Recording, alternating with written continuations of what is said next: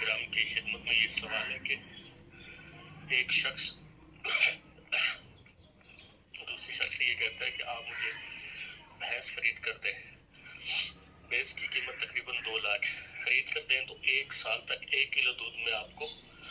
Free دوں گا، اور سال کے بعد وہ 2 لاکھ روپیہ جس کی وہ خریدے گا وہ بھی پے کر دوں گا۔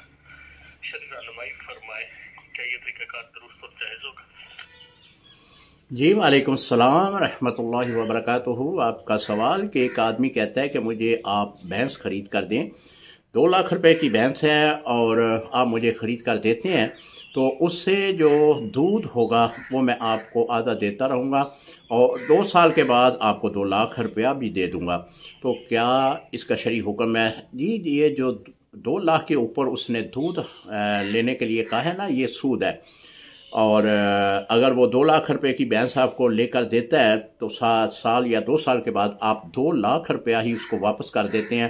پھر تو ٹھیک ہے، ایک قرض حسنہ لیا تھا آپ نے واپس کر دیا، لیکن اس قرض کے اوپر نفع کسی طرح بھی حاصل کرنا، یہ جس طرح آپ کو کہہ رہا ہے کہ مجھے 2 کلو 4 کلو جتنا بھی دودھ آدھا ہے وہ مجھے آپ نے دینا ہے، تو یہ ایک سود ہے اور سود اسلام میں حرام ہے۔ السلام علیکم ورحمۃ اللہ وبرکاتہ۔